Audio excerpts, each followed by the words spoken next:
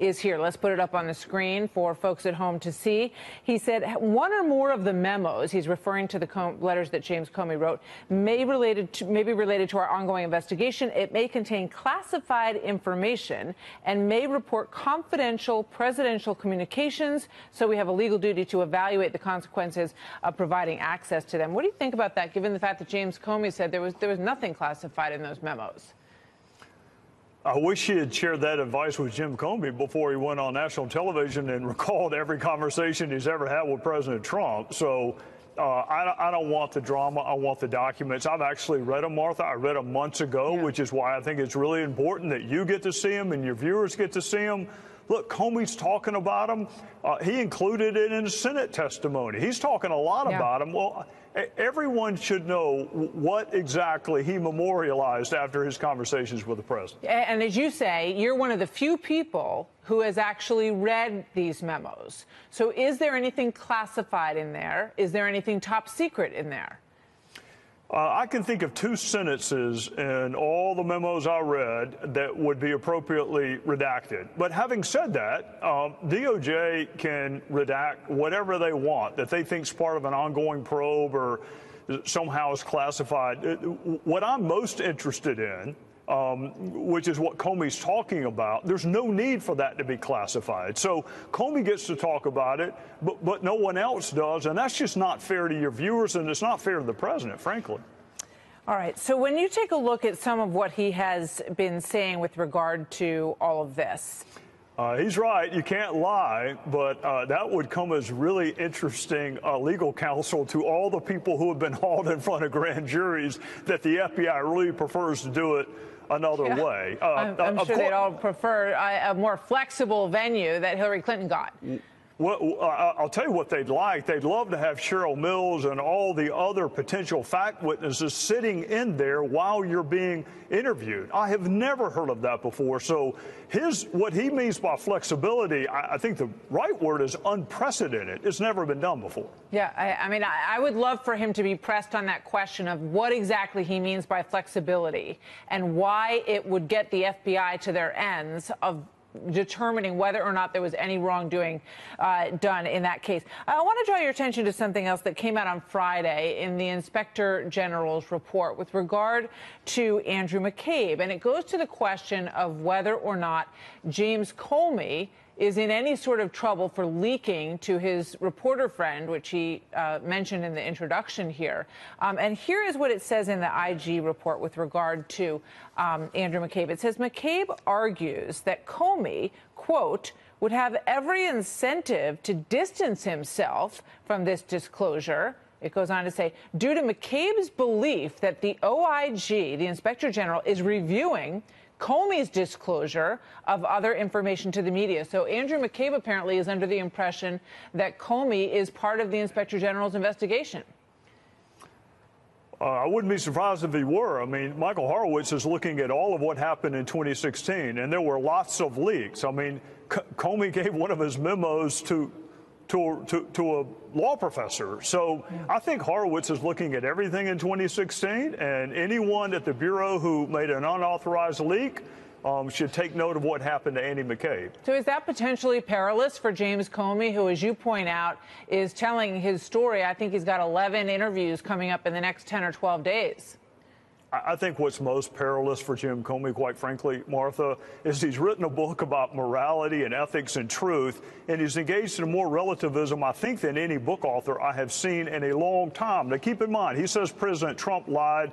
He's therefore unfit for office. But he's really proud of the fact that his wife and daughter supported the other candidate who also has trouble with the truth. And then when it comes to Andy McCabe, he's a victim. So all three engage in the same conduct. One's unfit to be president, one he hopes is the president, and the other is his friend and a victim. That's relativism, so that is antithetical to ethics. And he makes it very clear from the get-go that all of his decisions were made with the assumption that Hillary would win, that he framed his decisions in that pattern, which I can't understand why that was relevant to any of the work that he would have been doing. And it begs the question, how would he have done things differently if he thought the other outcome of President Trump was going to be the case, none of which should have any bearing on what he's doing. I want to ask you about the memo that Mark Meadows has sent to you, asking to clarify whether or not some of the newer revelations in these struck page text messages point to greater coordination than has been admitted between the FBI and the DOJ on what they were going to find with regard to Hillary Clinton. Yeah, Mark's done great work, and so has Johnny Ratcliffe and others. I've read Mark's letter. He shared it with me before it went public, which I appreciate him doing. I'm going to send it to the Inspector General, and I'm going to send it to the Department and the FBI. To the extent that there is an allegation that false testimony was given, Congress is not the entity to investigate that. I think it fits most neatly within what Horowitz is doing now, which is looking at how unprecedented this investigation was in 2016. Congressman Trey Gowdy, thank you very much. Always good to see you, sir. Have a good night. Yes, ma'am. Let's bring in Republican Congressman John Ratcliffe of Texas. Just saw him in Catherine's piece. He is a former U.S. attorney and a member of the House Judiciary Committee. I've been reading through some notes here, and I understand that they have not said yes or no on this. What is the significance? Yeah, they've essentially said maybe. We're still looking at it. And let me fill in the blanks. With respect to consulting with relevant parties, what they're really talking about is the Department of Justice, Rod Rosenstein, is consulting with special counsel Bob Mueller. Now, I don't know why they need additional time. Rod Rosenstein and Bob Mueller both know, as I said, that these memos are largely in the public record already. Law professors have seen them. Reporters have had access to the information in them. And Jim Comey himself is talking about them. But I do think, Harris, at a minimum, it would be simple to at least redact the information that the department says is classified and do that quickly and get it in our hands. And, of course, the amount of information that may be classified has significant implications, or at least it should, with respect to certain folks like Jim Comey. Who does this information belong to? Because James Comey leaked it to a friend who then, or gave it to a friend who eventually leaked it to certain media outlets.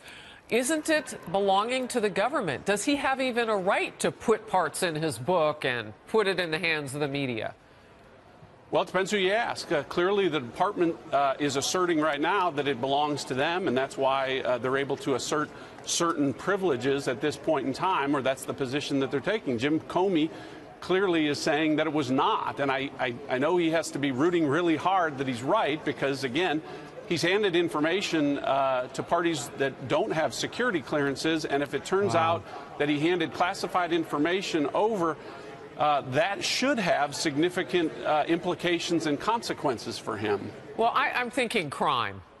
Like, really? I'm only thinking crime, because why else would we care? It seems like nobody's held accountable for their morals, although James Comey likes to talk about moral fitness.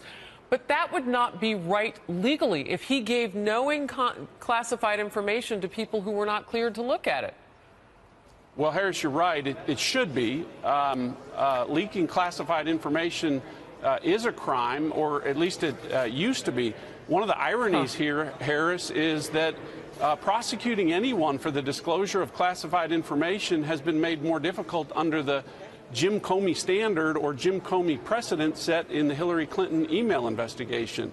Remember, he added an element that you have to have intent to harm national security. You can be grossly negligent. You can be extremely careless. You can take America's most sensitive national security information and leave them in a Starbucks outside the Kremlin. But under the most recent department case deciding this matter, you can't be charged with the improper disclosure of classified information. Congressman Ratcliffe, fascinating conversation. Glad you were here today. Thank you. Thanks for having me. And then this is happening. Deputy Attorney General Rod Rosenstein has asked for more time to turn over copies of former FBI Director James Comey's memos to GOP leadership. The chairman of 3 House committees now want to see those notes by Comey about his interactions with President Trump after some were leaked to certain media outlets. Chief Intelligence Correspondent Catherine Herridge is live from Washington. This just gets richer with information, Catherine.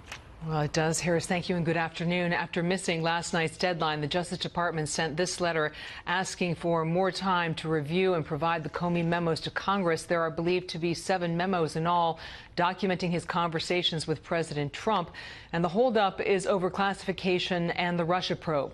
The letter from Deputy Attorney General Rod Rosenstein to Devin Nunes, chairman of the House Intelligence Committee, Trey Gowdy, chairman of the House Government Oversight Committee, and Bob Goodlatte, chairman of the House Judiciary Committee, reads in part, quote, department officials are consulting with the relevant parties. One or more of the memos may relate to an ongoing investigation, may contain classified information, and may report confidential presidential communications. So we have a legal duty to evaluate the consequences of providing access to them. Some Republicans complain of a double standard after Comey went on ABC, wrote a book, and leaked some memos to a friend, an academic. Law professors and reporters can see those, but members of Congress, including the chairman of the Intelligence Committee and the Judiciary Committee with security clearances, haven't been able to see them. So I think that's an outrageously untenable position. We've demanded that we see them, and I think that we will get to see them. Well, the former FBI director told ABC News the leaked memos were appropriate and unclassified. Investigators for Senator Chuck Grassley found 4 of the 7 memos contain classified intelligence at the secret or confidential level, and that it's likely at least one of the leaked memos was classified at the time. The new deadline is, in fact, tomorrow. Harris. Thank you very much. Fox News confirming Deputy Attorney General Rod Rosenstein has requested an extension on the release of those Comey memos. We've been talking about how 3 Republican members requested unredacted versions. They want Comey's notes of his conversations and interactions he had with the president. We know the DOJ needs more time, so more on that when we get it. That's